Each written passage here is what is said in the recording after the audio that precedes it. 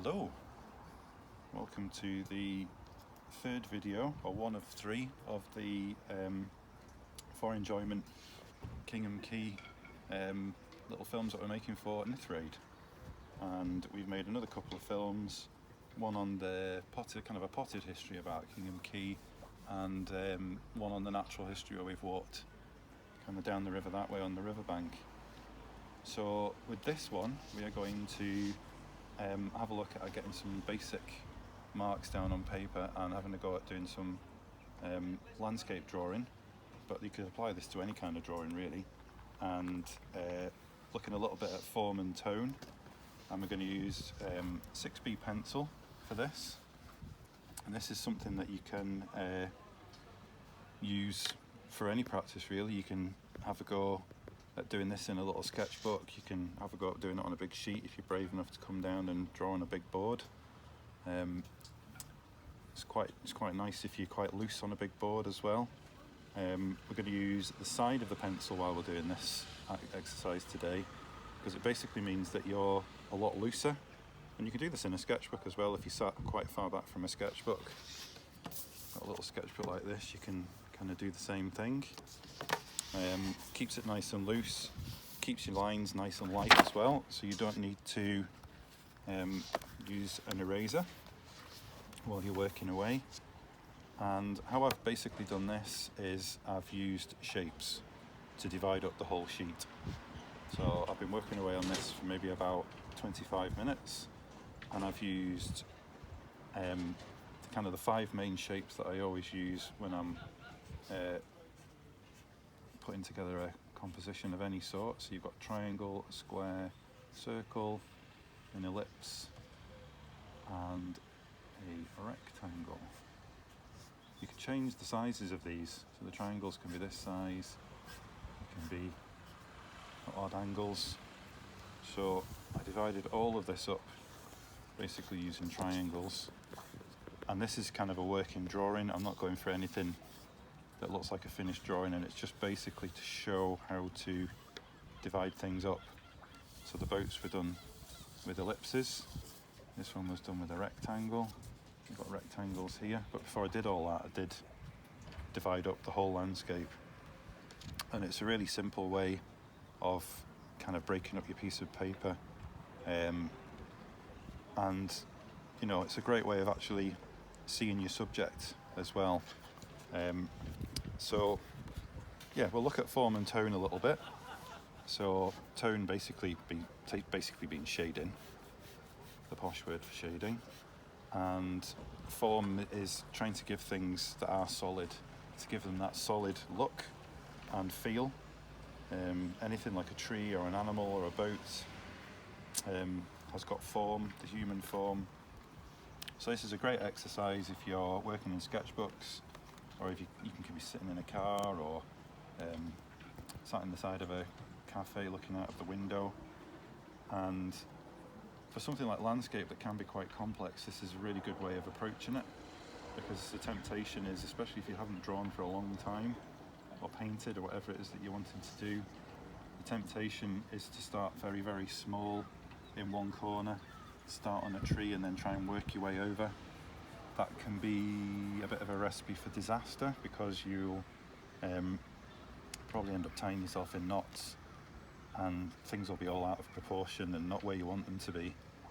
So I highly recommend lots and lots and lots of loose lines all over the page.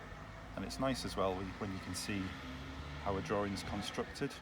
Even at the end, you know, you can see how it's all emerged and been sculpted out of that piece of paper. So get your shapes and your proportions down there, and yeah, maybe not focus on the fact that it is solely a drawing exercise. It's a way of kind of getting out and enjoying where you are, enjoying your landscape, and you know, the atmosphere of where you are. And it's quite easy to jump out of a car and take a quick photograph, but you know, all you've really done is focused on looking at the photograph and composing it, and then you're back in the car and you're off.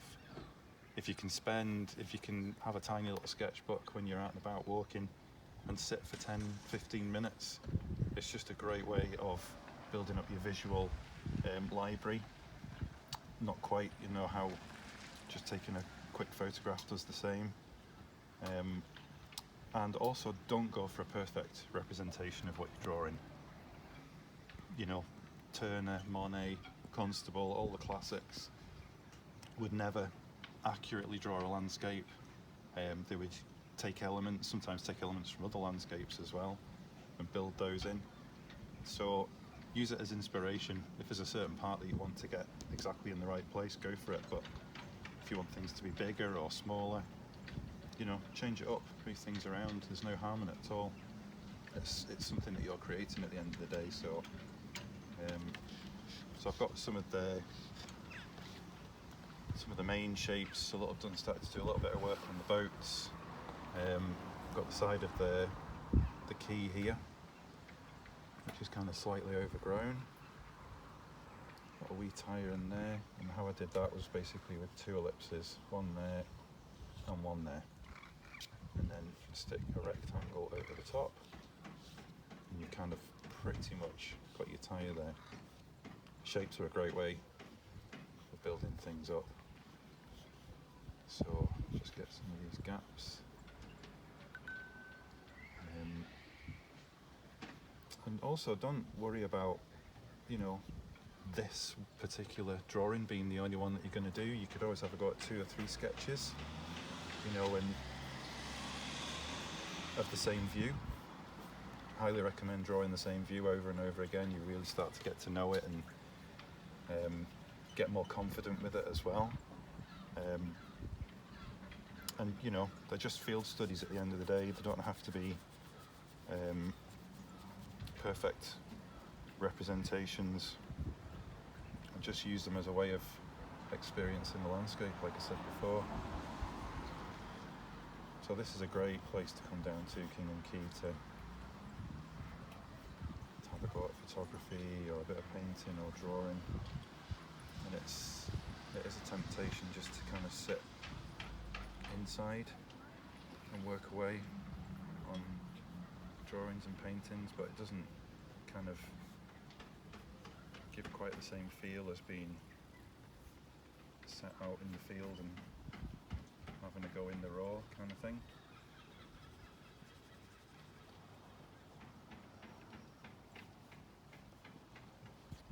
Post at the side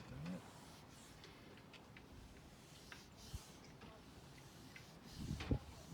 It's just a play, you know. It's not something that you should take too seriously, and kind of accept the fact as well that what you're putting down, you know, you're not going to be 100, you're not going to be 60% happy with it, never mind 100, you know, because the self-criticism always comes in that it should be better and it's not as good as somebody else's, and somebody else came down and drew something and it was amazing, and don't worry about all that. It's just about enjoying the process. It's about getting out and just having a go. You don't have to show anybody your sketchbook. You can just be a secret sketcher. But it's just such a great place to come down and do it. The light's always slightly different down here. The clouds. There's always amazing cloud formations because we're right on the edge of the estuary. Solway Firth, so that gives an amazing light source. Keep it loose, just have a go.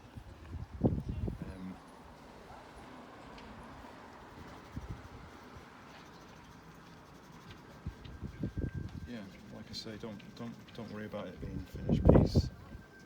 You know, you've got a great location just to kind of experiment, really. I would highly recommend keeping things loose. Got a couple of little hawk's beard flowers here that I've put in the bottom of the picture. So I've literally circle, smaller circle, rectangle. Got my proportions there straight away. and then just start to,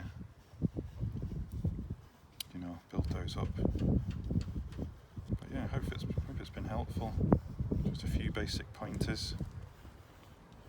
Hope it's given a bit of inspiration the next time you're coming down on that lovely path from town there. Bring a little sketchbook with you, a little watercolour set on your camera.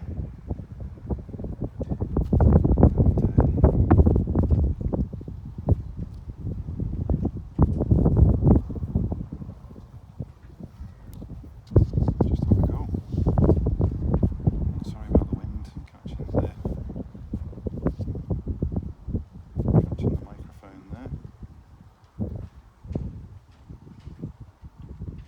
So big thanks to Nithraid for commissioning For Enjoyment for these few films that we're putting together. We're going to share these with the For Enjoyment community as well, but anybody can have a go at putting some sketches together from down Kingholm Quay or any of the other locations that Nithraid's been highlighting for this festival, and hope to see some sketches and some pieces of work.